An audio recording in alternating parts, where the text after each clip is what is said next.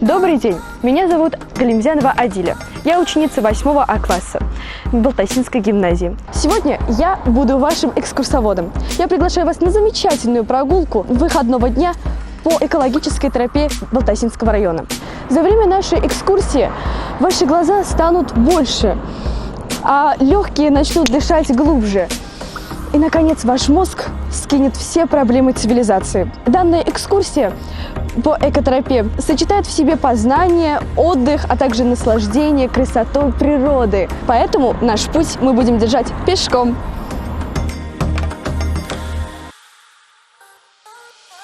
Движение нашего пешего и туристического эко-маршрута мы начнем с экопарка Солкон-Чишме. Этот парк получил свое название в честь одноименного ручья, который пересекает улицы Ленин и Татарстан. Вдоль ручья предусмотрены функциональные площадки, амфитеатр, зоны отдыха, детская площадка, зоны качелей, навес. Учтены требования доступности маломобильных групп на основные зоны экопарка. По всей территории есть пешеходные дорожки, освещение, малые архитектурные формы.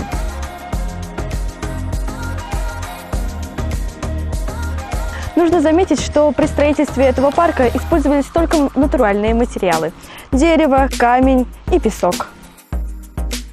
В центре нашего района, извиваясь, протекает река Шишма, правый приток реки Вятки. Река Шишма стала памятником природы в 1978 году. На реке Шишма проявляется весеннее половодье. Сейчас я любуюсь прекрасными видами реки Шишма, находясь в центральной набережной нашего района. Набережная Балтаси – это привлекательная и комфортная зона отдыха для всех категорий граждан. Ландшафт набережной сохранил существующую природную среду и смоделировал развитие прогулочно-развлекательной части поселка, выходящей к реке Шишма, а далее к парку отдыха Сабантуй и к озеру Каракуль. Именно к озеру Каракуль мы будем держать свой путь.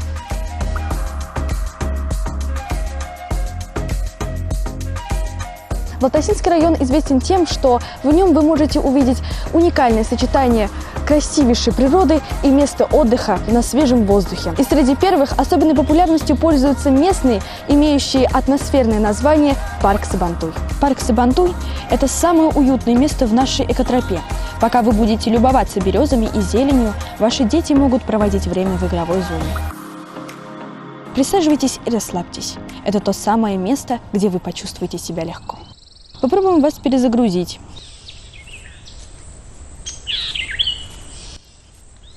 Эко-отдых в парке Сабантуй красочен и разнообразен. Ни одного местного жителя или туриста не оставит равнодушным. Это по-настоящему замечательное место. Вы можете себе представить, что еще лет 100 назад вся территория нынешнего Балтасинского района была покрыта зелеными лесами. Да, такими густыми, что только разве косолапому медведю было по плечу пробираться сквозь чащи.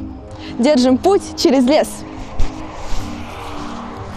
В нынешних природных заказниках Балтасинского района правят сосновые и сосново-дубовые насаждения. Если углубиться в такой лес и взглянуть на него глазами профессионала, то в густом подлеске можно увидеть жимолость лесную, бересклет бородавчатый, калину обыкновенную, рябину, волчья лыка и другие виды, характерные для темнохвойных, широколиственных пород. В природных заказниках нашего района вы можете собрать и грибы.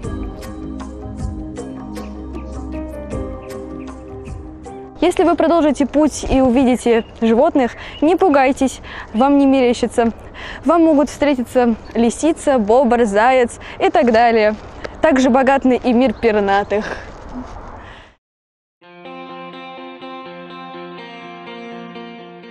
Лес – отличный фон для фотосессии, нескончаемый источник вдохновения и разных сюжетов. Особенно удачно получаются фотки с лесом, если вы наслаждаетесь прогулкой.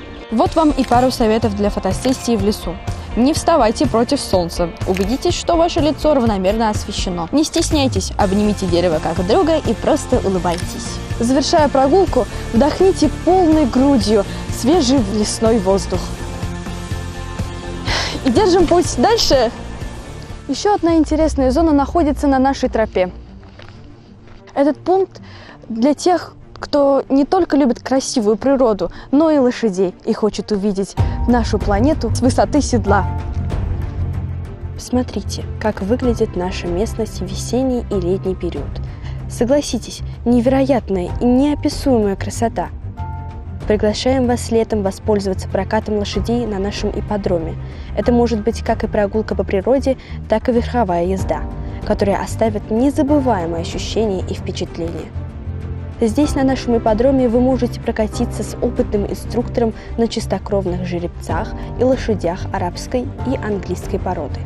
Поверьте, однажды сев на лошадь, вы обязательно захотите повторить это снова и снова. Мы доходим до нашего пункта назначения, к татарстанскому аналогу морского глаза, к памятнику природы, озеро Каракуль. Раньше на этом месте стоял дремучий лес, Карурман, как называют в народе. Сейчас это удивительный, загадочный уголок природы. На заборе у входа на территорию базы есть вывеска, предупреждающая, что купание здесь строго запрещено. К озеру ведет тропинка, и вот перед взором открывается картина – изумрудно-голубое озеро. Берег окружен густыми деревьями.